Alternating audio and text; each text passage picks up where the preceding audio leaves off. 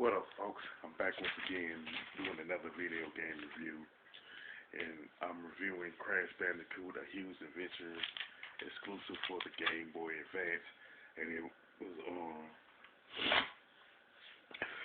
was released by Universal Interactive, and pretty much the plot is that the guy Yuka is mad at Dr. Neo Cortex for getting defeated by Crash Bandicoot once again.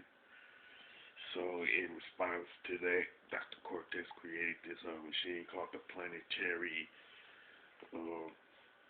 Minimizer, and pretty much shrinks the Earth down to a grapefruit. So Crash goes on to make an attempt to pretty much return the Earth back to its normal size. Now, one thing about the game is that it has four rooms, whereas each room is divided up into 6 sections, with the final section having a boss battle in it.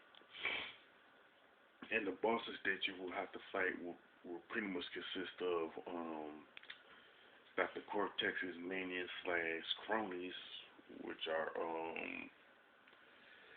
Tiny Tiger, was like a muscle bound beast, then there's Dingo Dial, a dingo crocodile hybrid who's armed with a flamethrower, and plus you have Dr. Cortex's second in command, Dr. N. Jin, and Dr. Cortex himself. Plus, you can do regular moves, like you do your spin attack, jump,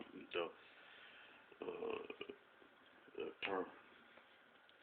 I'll get to the special moves in a minute, but you can do like a body slam and high jump.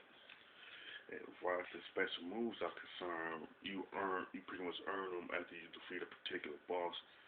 Depending on which boss you defeated, you pretty much get 1 or 2 special moves.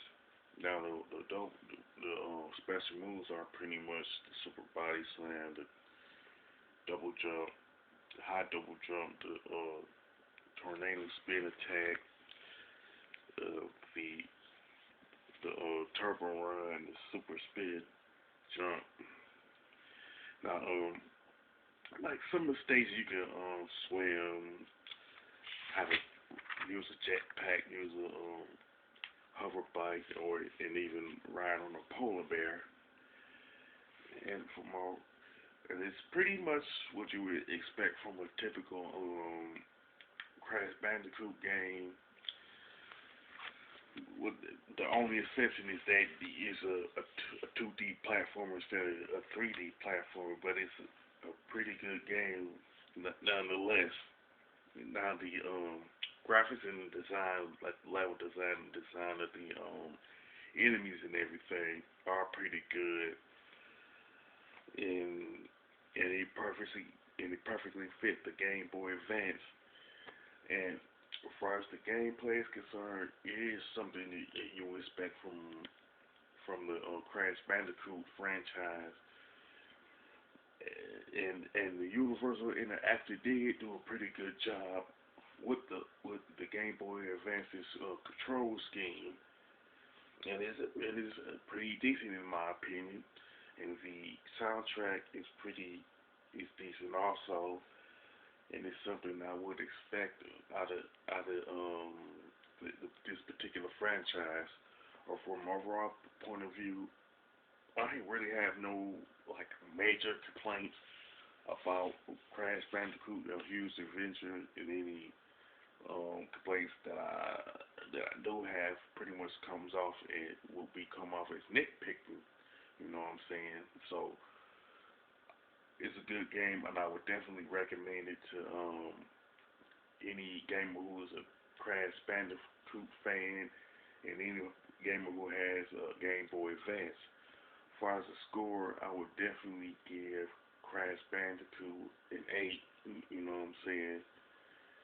Now, with that Being said, if you had, if you played Crash Bandicoot, a huge adventure for Game Boy Advance and you like it, you can mention it. If it happens to be one of your favorite games on the Game Boy Advance, you can mention that also. If you like this particular game, if you like the review of this particular game, rather, don't hesitate to click the thumbs up button and don't forget to subscribe. This is your boy Big Metro Fan 12 signing off.